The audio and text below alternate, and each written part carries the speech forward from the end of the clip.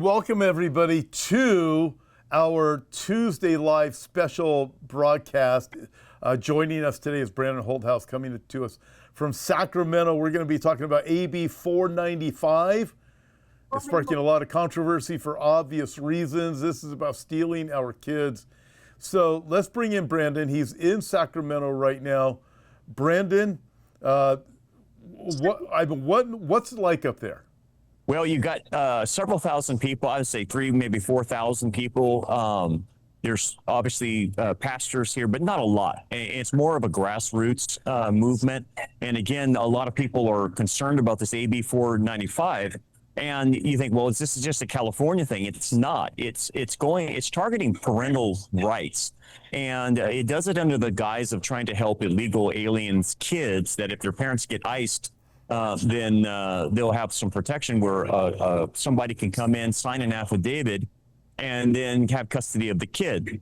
The problem is it's so open-ended, Tom, and it leads into anybody having the ability to come to our kids and take custody of them by signing an affidavit, and you don't even have to produce an identification or anything like that. You just need to sign in this affidavit, and it would allow basically anyone to take custody of your child. Now, imagine the scenario. They're writing it for the intent of illegal aliens, but the content of it is detrimental, because let's say you have a teenager that wants to go trans, or they're saying they're gay or lesbian, or they want to change their name, and mom and dad are not going for that. That kid could go to a public school teacher or anyone else that's in that line of thinking and say, hey, my parents are preventing me from fulfilling what I want to be. Can you adopt me, or can you take custody of me, and I'll come under your care?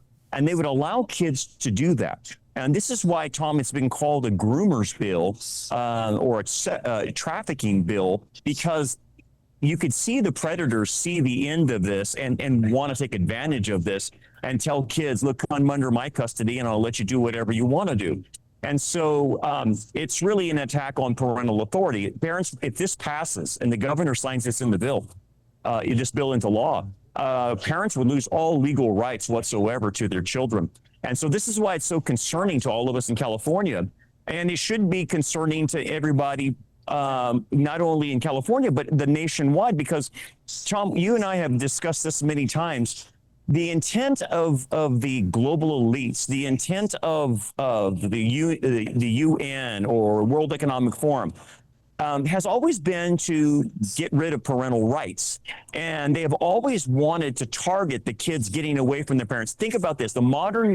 Our modern father of education, John Dewey, who was nothing but, he got his ideas about education from Prussia or Russia, Soviet-style system of education. His intent was to get kids away from their parents as early as 5 years old, because the parents make them go insane. So, Tom, the bigger ticket issue is this attack on God's authority with the family unit. And so here are lawmakers in California who are just doing the most radical things possible to try passing bills to get the kids away from their parents. It's the same intent. And the thing is, as you know, Tom, if it starts here in California, it will spread to the other states like a cancer.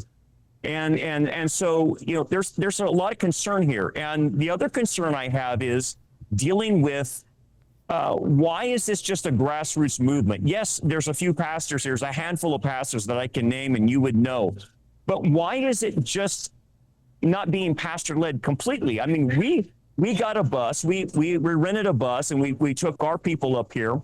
And why are not more pastors doing that? And unfortunately, Tom, there's so many pastors out of the game, not engaged. And that's the reason we're starting to lose our culture, is the church is not engaged. Mm-hmm.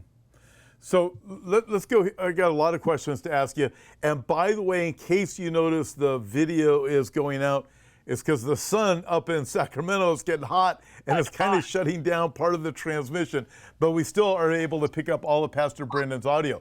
All right. With that, and you just disappeared again, Brandon, but I'm going to go with some questions anyways. Okay, as we look at this going forward, is this a bill then that, okay, let's say you're a Christian parent and your kid goes to a public school And somebody, from what I understand, can they just download the whatever documentation is necessary, and they can just claim to have the rights to your child? Is that how this works?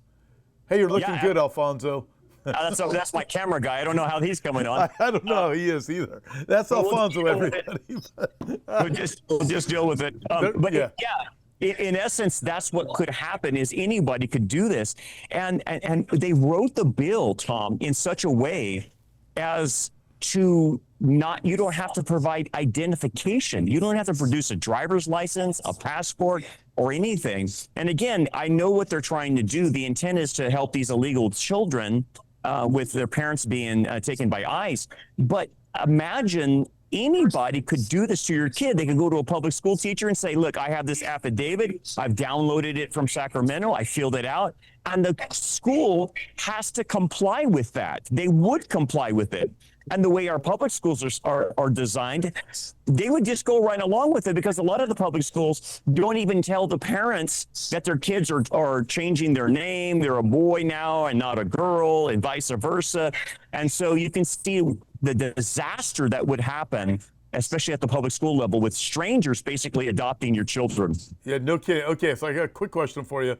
I just received a phone call while we're talking from Pastor Greg Denham. Is he there near you? If he is, can you tell him not to call me while we're talking? So he's somewhere in the crowd, Tom. I don't know where he's at, but I'll try to tell him. It's funny, but it's great for the few pastors that are up there. But again, this goes back to what's disturbing is, where are the pastors? Where are the churches when we are constantly told over and over again, these things are political, so let's not get involved. Okay, in fact, we can go back 5 years and how we were told you're going to lose your 501c3 if you say anything, you're going to be arrested. And pastors have bought into all of that nonsense, which obviously is a lie. And then, but pastors don't even want to get involved. You know, I look at this, this isn't a political thing. This is real. This is biblical. God's created man and woman and created them to even have children and to raise them up in the way of the Lord. So when I look at this, I think, okay, if the enemy can't kill him by abortion, can't get him transgendered, here's another way to steal the kids. Why is the enemy of our souls so intent on going after the children?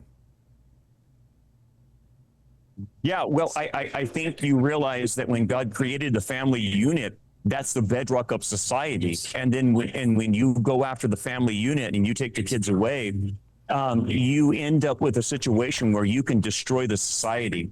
And the society we're talking about is the West, obviously. And the West is undergirded by the foundational roots of Judeo-Christian ethics and morality.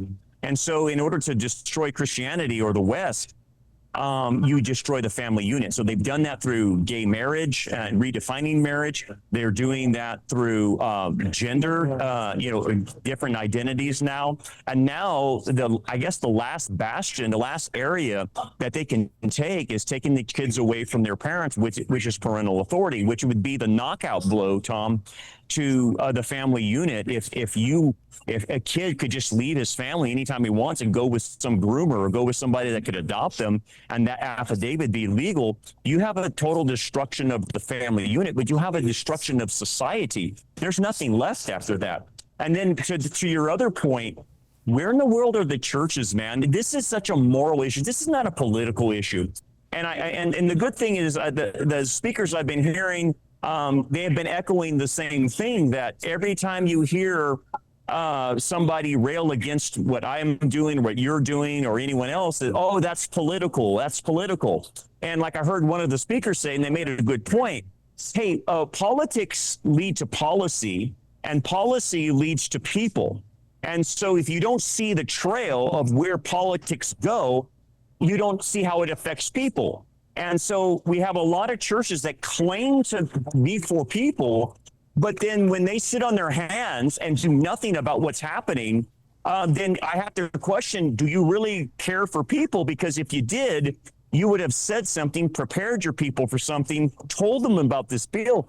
a lot of people, Tom, don't even know about this bill. And so the pastors have their head in the sand. And Tom, I have a hunch of why I think they're like this. I think it comes down to nickels and noses.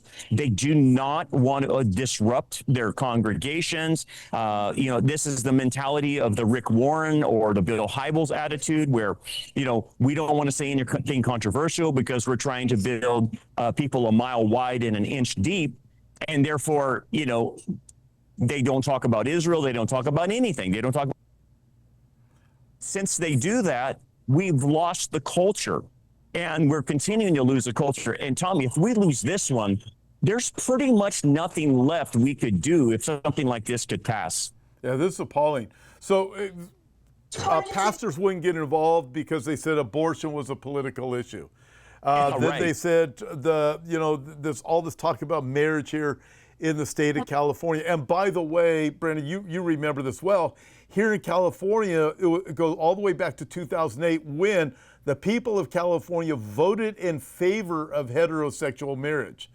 And this thing kept on getting pounded and pounded and pounded. And finally, judges said, we don't care about what the people want. We know what's best. And then they just push this gay marriage on us. It's like they keep driving and driving and driving. This isn't, even if there's victory today for our side in this, for righteousness, it's going to come back. If we were to look at something like Washington, D.C., and see what they're saying, well, we want to have violence in our streets. We don't want to. We don't want the National Guard coming in here. We'd rather have our houses broken into. That's insane. That's insane. New York City, they're voting. It looks like this Muslim guy is going to win the mayor of New York City. And if anybody thinks there's a blue state in the nation that isn't going to go this way, if California goes this way, or even if this doesn't go the way that the Marxists in California wanted to, they're gonna come back. They're gonna keep hammering these things. They will do everything to destroy life and destroy family. They destroy everything that's good. Absolutely. And Tom, you're hitting the good point. We've reached a point to where in New York, like you're saying, we can elect a flat out Islamicist and a communist, a self-avowed communist. And that's the type of population we now have. We do not have a Judeo-Christian population. We have a post-Christian population that thinks that communism or Islamicism is okay, that thinks that the state would do a better job raising your kids. And really what it comes down to, it's very demonic. And so that's where I have to take a step back and I realize, wait a second, these are just useful idiots for Lucifer, man, because this is satanic. It's so nihilistic, Tom. It doesn't even make sense, some of the things they do, because it destroys things. Like you mentioned about Washington, D.C. I'm a ways from San Francisco, but that place is a disaster. You're all close to L.A. and I'm close to L.A. That place is a disaster. It's crime-ridden. And who does that serve? Who does that help to have your town, your city turn into a dystopia? That's straight out of hell. You became the king of hell. And that's what a lot of these Democrats want. They want a total destruction. And I noticed something about Satanism or demonic. They never build anything positive. They always tear that which is built down. And that's what they're doing here, tearing down the structure of the family, tearing down parental rights. And so, Tom, we have a fight on our hands. And you're right. These people, they wake up thinking about what nihilistic, crazy thing they can employ every day. You and I wake up and we don't think like that. We try to go about our lives and we try to do what God has called us to do. But the enemy is always attack, attack, attack, attack, and he never takes a break. And this is what I think pastors and Christians need to wake up to. The fight is on, and the enemy knows the time is short. And so he is ramping everything up. So this has an eschatological bent to it. Could you think, 10 years ago, 20 years ago, that someone would be trying to ramrod a bill taking away parental authority? And just shows you it's progressively getting worse. The birth pains are getting more increased. And okay, I think we just lost Pastor Brandon's audio. So let me go here for just a minute. He'll be back. It's the heat up there. It's the sun. So are you back? I'm back. I can see you in here. Okay, there you go. Okay, well, let me throw this out there because I'm getting a lot of different messages that are coming in comments. Listen, we do know up there that Mike McClure, Pastor Mike McClure is up there. Pastor Tim Thompson is up there. Greg Denham has already mentioned, obviously, Pastor Brandon Holthaus. Joe Pettick is up there. Jack Hibbs is up there. So we know there are a handful of guys. It's interesting that they're also the same group that talks on Bible prophecy, which I know, right? Which kind of like, oh, all right, well, you know, and I know James Cadiz wanted to be up there, but he was unable to. But as we look at this, let me ask you this: since there are, and again, for everybody in the rest of the nation or throughout the world that's watching this, to give you an idea about the dynamics, there's 40 million people in the state of California. I don't know. There's not a lot of pastors that are up there, and I know there's a few more up there that I didn't mention. But Brandon, let me ask you this: because there's such a lack of motivation from pastors wanting to get in the fight, they don't talk to their churches about this. How can believers discern when cultural shifts are spiritual battles in disguise? Yeah, that's a good question. And I think, Tom, what a lot of believers are going to have to do is supplement. And a lot of them go to these churches, and I get why they're going. They tell me they're going for the fellowship and they need the koinonia, but they're not getting anything from the pulpit. So what they end up doing is they go to guys like you, Tom. They go to guys like myself. They go to guys that are in the prophecy world, because you know why? The guys in the prophecy world know what's going on. They discern the signs of the time. So it's not a mistake that the pastors that are here are dispensational, pre-trib, premillennial, because it seems to be that that's a connection with discernment.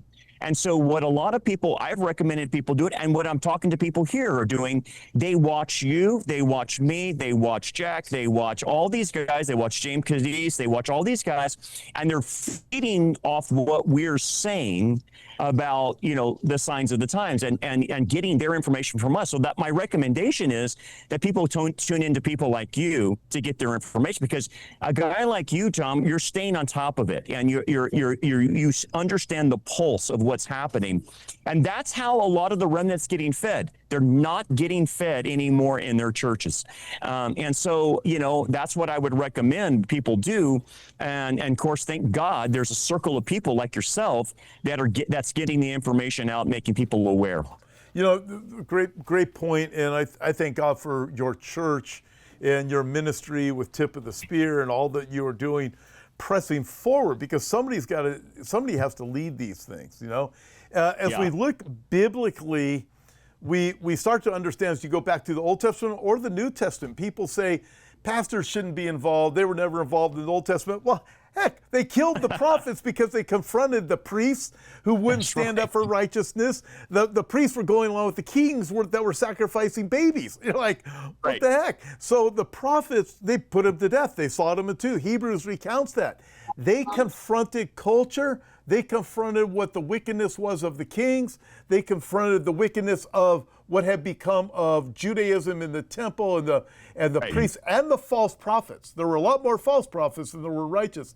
And same thing in the New Testament. When you look, you go, wait a minute. The apostles, they confronted the wickedness of the time of the Roman Empire. I mean, even when you look at the book of Revelation, the seven churches, what were they doing? The Roman Empire saying worship Caesar and go along with all of Caesar's insane things, which was really that Greco-Roman culture. You look at it, you go, no. So the church was persecuted because they wouldn't worship Caesar. Jesus said, hey, pay your taxes, but you don't worship Caesar. And we have churches that are, it's not just go along with it. It's like, I mean, they're doing the same thing that the seven churches were doing in the book of Revelation, or 5 of the churches were doing. Yeah, you're hitting a good point, Tom, because this idea of being apolitical comes out of, I think, if I can remember my century right, the 17th century, out of the pietistic movement.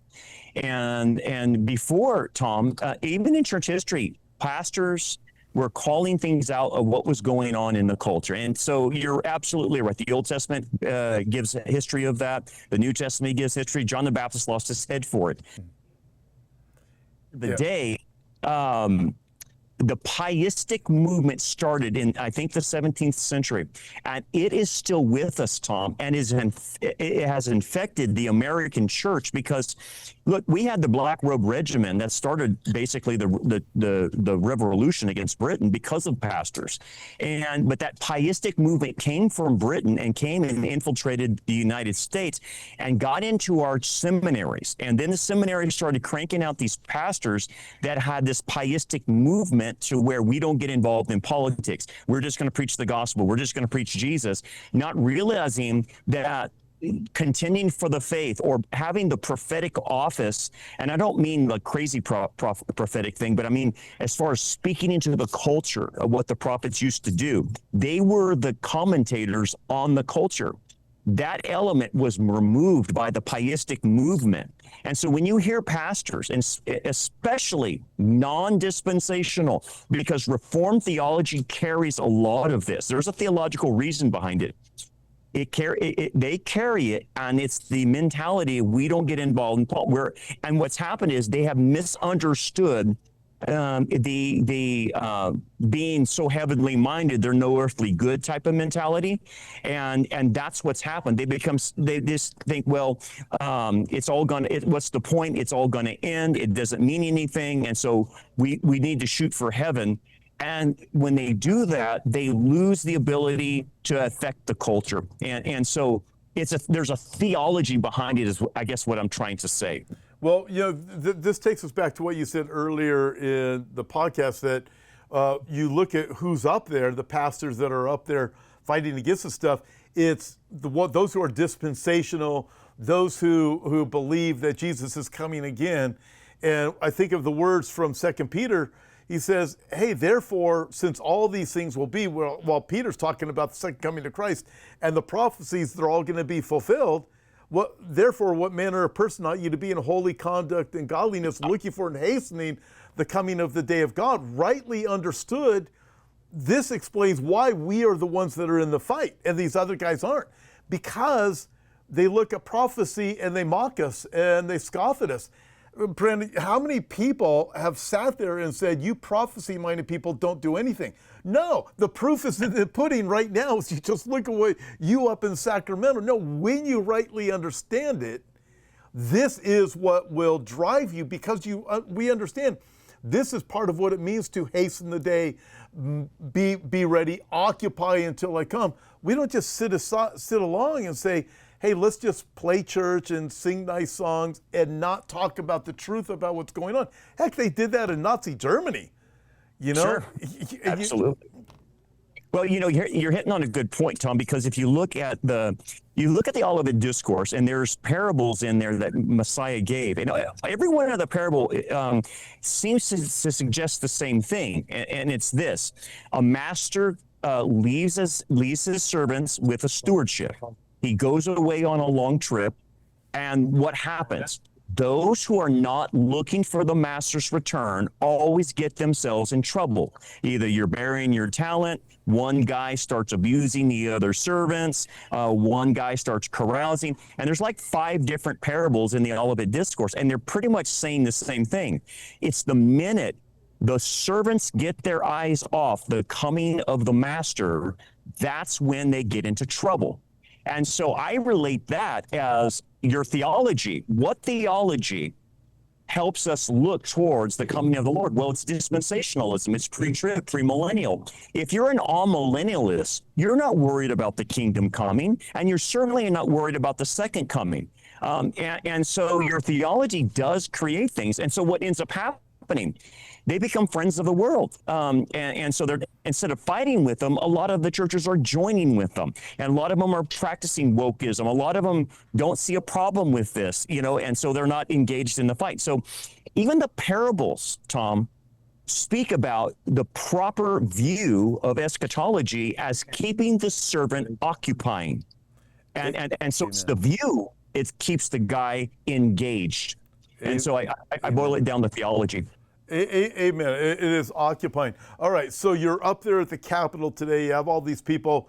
I would imagine the majority of the people by far are those who are like-minded, pressing forward in the sense of wanting to push against this. Are there many people protesting you guys? You know what? I haven't seen one protester that's against it. There's obviously nut jobs handing out books and stuff like we see at prophecy conferences.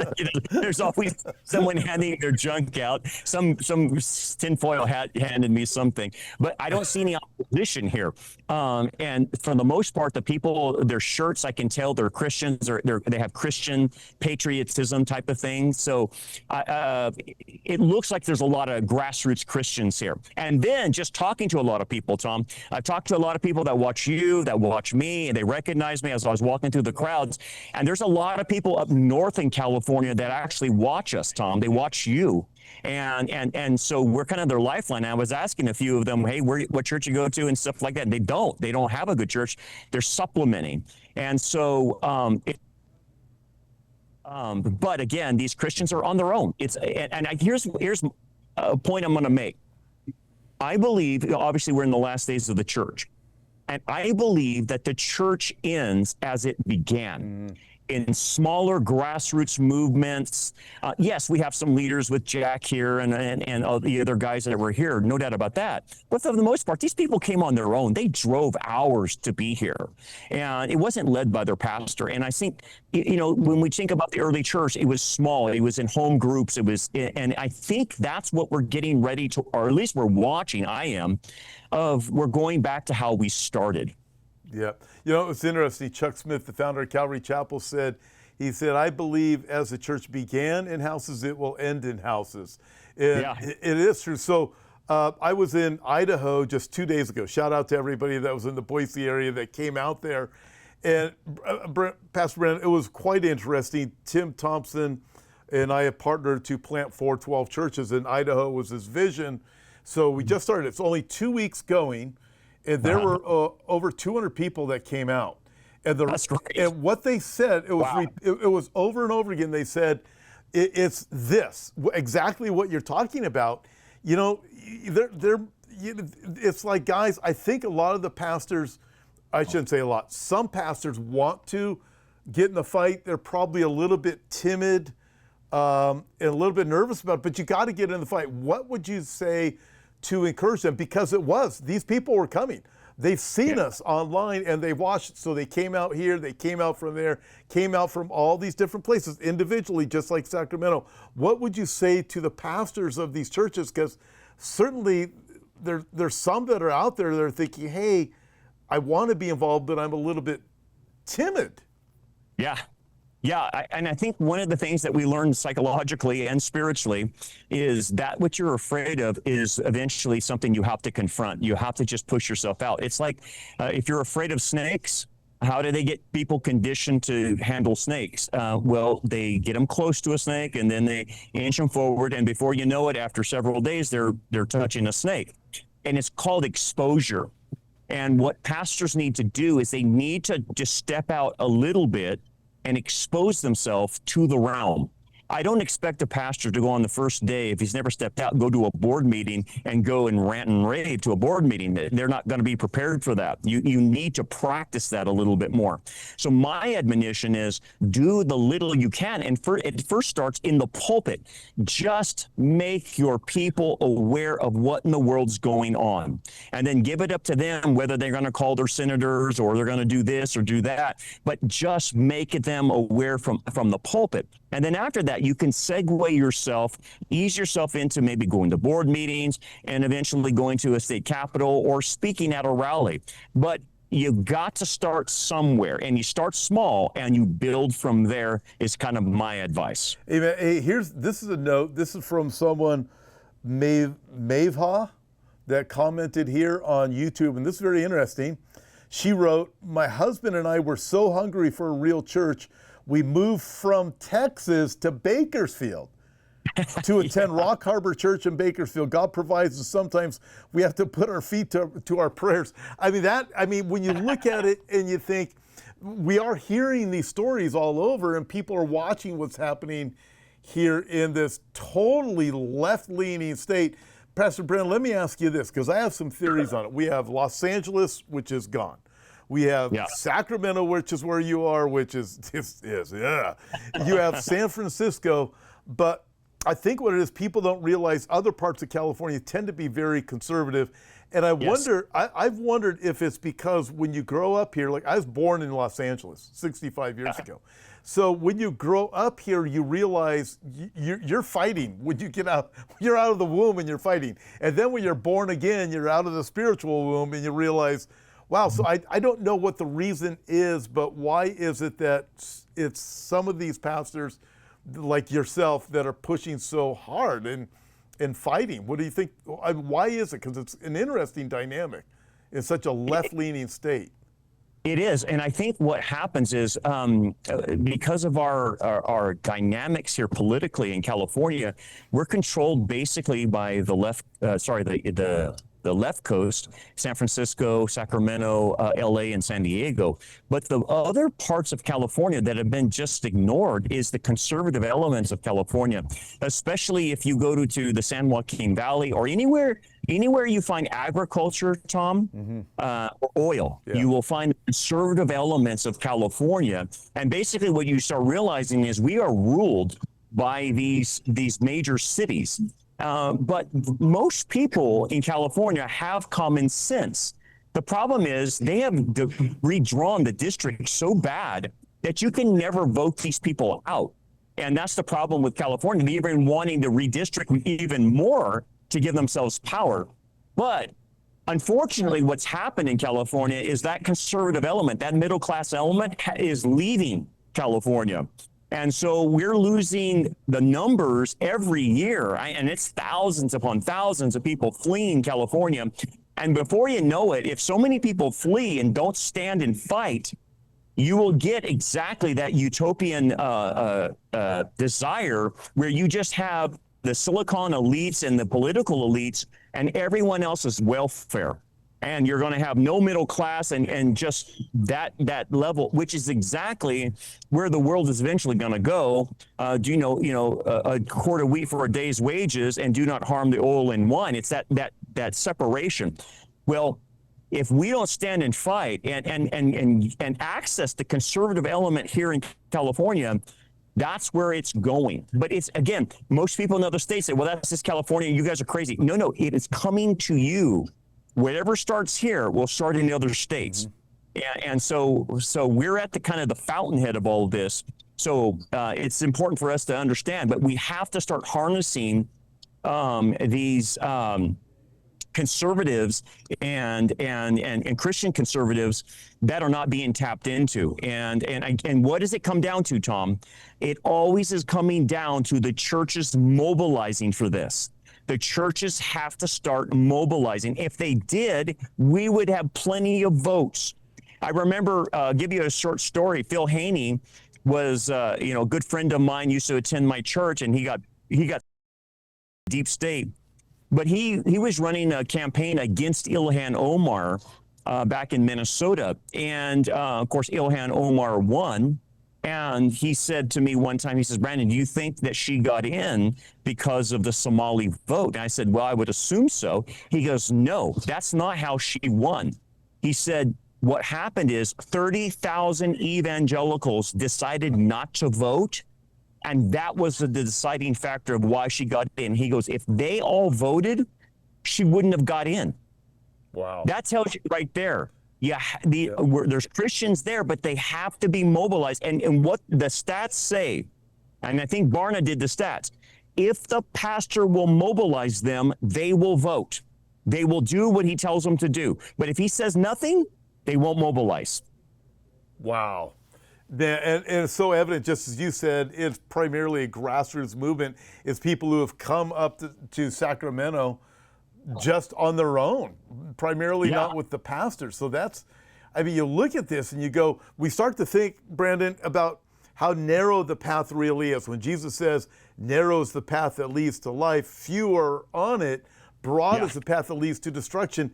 And it's not that we're saved or not saved by getting in the fight. We're saved by Jesus Christ, but the evidence of our salvation starts to work itself out. Are you standing up for righteousness? And then you mentioned going to other states. Look at what's going on with Texas right now. They've got a fight on their hands Right. with Sharia law in Yes. Texas. So if anybody thinks this stuff is just going to go away, they're wrong. And one of the interesting notes when I was in Idaho, and primarily most people leaving California are conservative. But what they've said, what people have told me repeatedly in Idaho was that even when people are coming from California, when they come from the left side, they hate, for example, what happened to San Francisco. Sure. So they move out of San Francisco, but they still bring their ideologies with them. Even though they lean left, they still hate it and they voted for it. So they're bringing that there. In fact, that's what's primarily happened to San Diego. Years ago, San Diego was nice and conservative, but people started leaving Los Angeles and San Francisco because they didn't like the direction it was going. So they moved to San Diego and start ruining a beautiful city there. This is happening, and people don't think, and primarily, again, the majority of people leaving California, they are conservative, but the left fights and they get involved in everything. Most people, I would think, most people are going to say this is insane that you would be able to go and just take a kid from somebody's family, but yet they're pushing it and pushing it. Most people would think, well, a man is a man or a woman is a woman. Well, guess what we got to deal with now? You know, so because the Marxists will get involved, and they could be a small number, but they will flip things. Well, that's the thing. You know, when people go and to these other states and like you're saying, they take their mindset with them. What's opposing that mindset? And that's the issue is, and Tom, that's where the Judeo-Christian mindset has to confront that and contend for the faith. But the problem is, in the West, what's happened to Christianity is I don't know if it's a pastor's fault or whoever. Many people have privatized Christianity, where it's their private religion, kind of like on the level of Buddhism is like a private religion, whereas Christianity is a community-oriented religion to where we affect the culture. You think about the early Christians in the Roman Empire, they turned the Roman Empire upside down. Despite all the persecutions that was happening, it was the Christians that were going out and rescuing babies. It was the Christians that were going, and caring for the poor and physically doing something, not for social justice, but to show them this is what salt and light does. And it turned the whole Roman world upside down. So it's been proven that you can change the culture. But if Christians continue to privatize their Christianity and say, well, I practice my Christianity behind closed doors, that's not the intent of Christianity. You have to go out and make a difference. And so, yes, these people are going to come with their mindsets, but so did the first century Christians have to deal with pagan mindsets and all kinds of idolatry. And they still were able to confront that and say, hey, man, this is nuts. You can't be doing that. You're not thinking straight.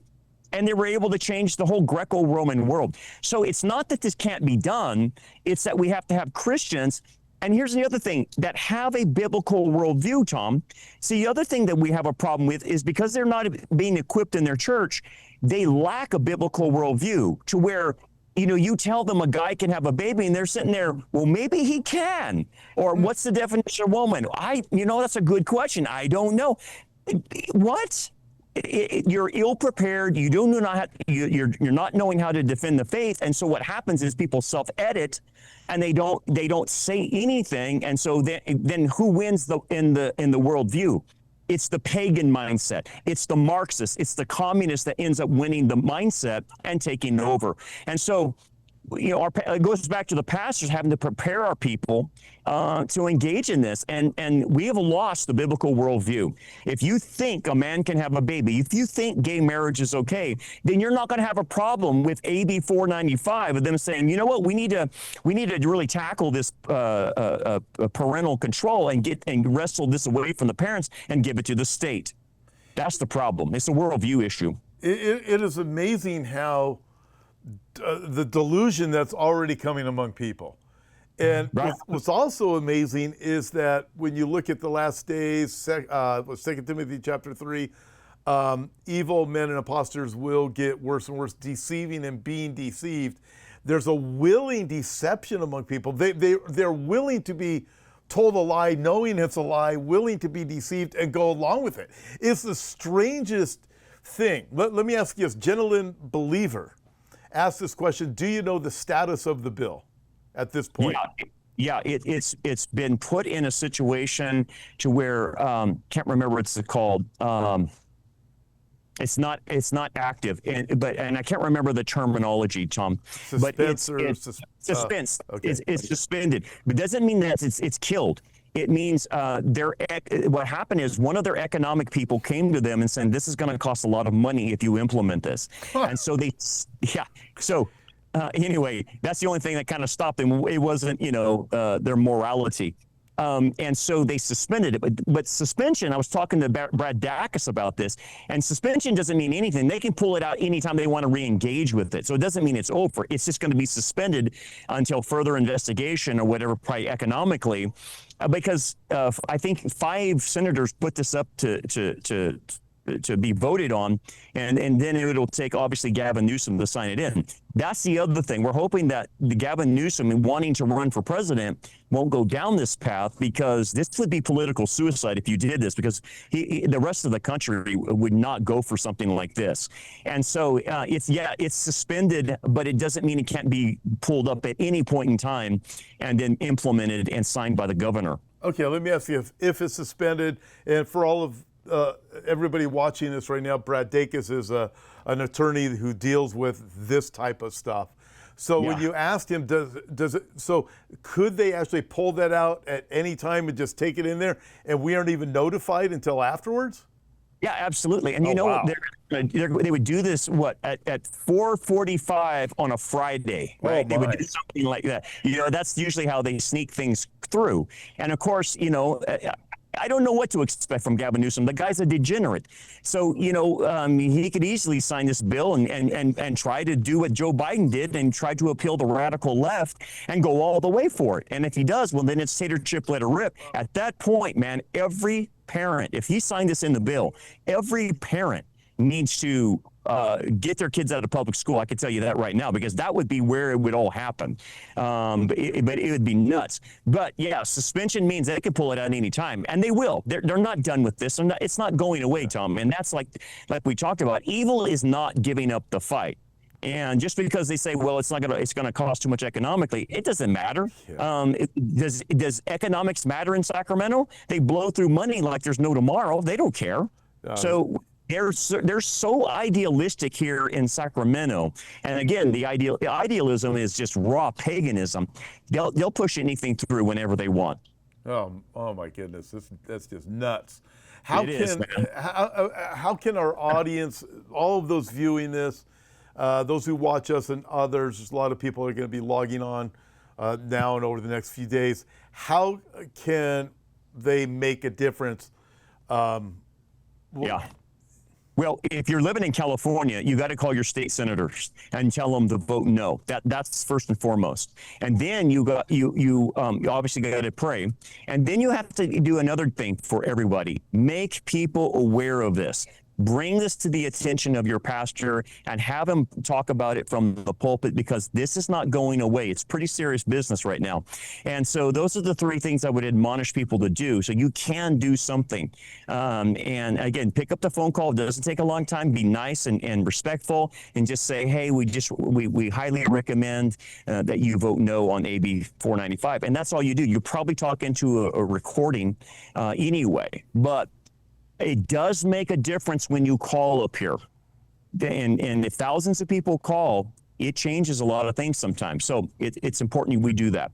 Okay, we'll have to get that number up in the description too, so people can call. What are your thoughts on homeschool? I think if this goes down, and I think that's going to be the direction I'm going to have to push people to do, or Christian private school. But let me put a caveat on that. It cannot be a Christian private school in name only. You've got to have oversight by the pastor. So like, for instance, we're creating a private school, Christian school at Rock Harbor. I have the oversight. Here's what happens to a lot of Christian schools. They don't have the oversight of the spiritual leader, and it gets put into the hands of some educator that's so-called Christian, and what happens, it goes off the rails.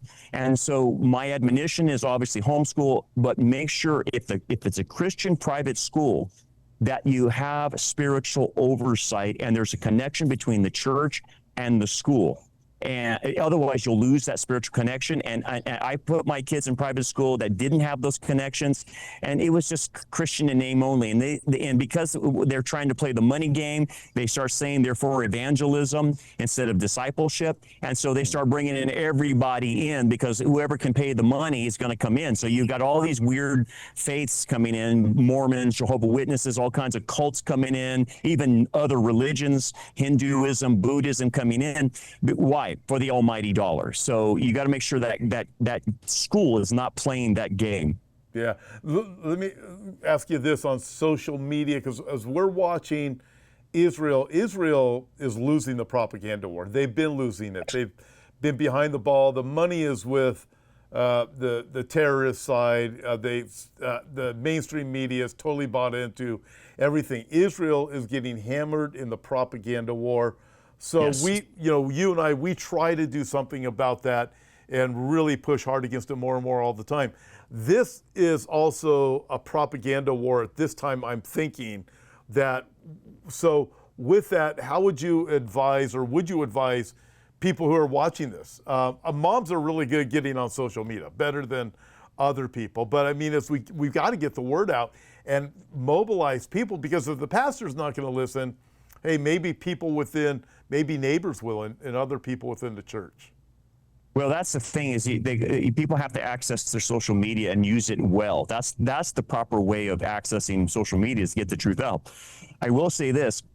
You have to see through a lot of these bills. Like Tom, like they're presenting this as this is something good, because we're going to protect the children of illegal aliens who got, taken by ICE and deported. And so these kids are hey, look, everything they pass is always this toxic compassion, toxic empathy. We're doing it for a good reason. There's a moral reason, but their morality is not biblical morality. Two wrongs don't make a right. Doing evil doesn't make a good. And for them, the ends justify the means. And so you have to see through the veneer of their toxic empathy. Whether you're even talking about like open borders, that, we don't want to deny anyone to have a good life. Well, I want a good life, Tom, but that doesn't give me the permission to go rob banks because I want a good life, or someone that crosses our border and does things illegally. So there's always that the balance of compassion and empathy with truth. You have to balance everything with the truth. And so like in this bill, they have all this compassion for the kids of the illegal aliens. Okay, but how come you don't have compassion for members of the United States kids who Joe Blow, pedophile guy, could come and sign an affidavit and take the kid? How come you don't care about that? Why is it only compassion here, but not compassion everywhere? Because when God loves, he loves the whole world. When he has compassion properly in its right category. And it doesn't exclude people. And so what you're seeing here is people have to know how to navigate the veneer of moralism in which they're hiding their nefarious intents. And that's kind of how you have to know politics. And that's what you have to be able to dig out and show people, because they're going to say, well, Brandon, why are you getting against this? Tom, why are you getting against this? Because it's supposed to help kids of illegal aliens. You must hate kids, right? No kidding. Some type of thing like that. And you have to be able to navigate, wait a second, it's not about that. Yeah. It does more harm than it does good. And that's what, you have to be savvy enough politically to work through that, and then be able to show that when you're posting that on your social media, is my admonition to everybody. Yeah. It's interesting. You brought up excluding. You don't want, God's not going to be excluding anybody from the kingdom of God, the kingdom of heaven, except those who don't come to Christ. It's like, Right. It's a pretty simple process. And there are borders in heaven too, by the way. but with that, so the left will say, we don't want to exclude anybody. Well, you've just excluded the entire United States of American citizens' children. Right. By bringing in some kind of false lie and this nonsense to the argument. I watched this video yesterday. It was hilarious. This girl says, she's tolerant. And she goes, but I don't have to tolerate your intolerance. You're like, it was just the most idiotic thing. All right, well, I don't want to keep you anymore. You're standing out there in the sun, but how can people stay connected with you? Yeah, just, follow me on tipofthespearministries.com or Rock Harbor Church. And I usually in my presentations will give updates on what's going on. And obviously they can watch you, Tom, but they can follow me or whoever. But just make sure whoever you're listening to is giving you the right information, keeping you afloat on what's going on, because we have to be able to discern the signs of the times. Amen. And Pastor Brandon is the senior pastor of Rock Harbor Church up in Bakersfield, up from where I'm located, down from where he's located at the moment. But in Bakersfield, California, it's an outstanding church, on fire for the Lord. You're going to get the truth when you go to Pastor Brandon's church. And I love your midweek series you've been doing. It's been great. And thank you so much.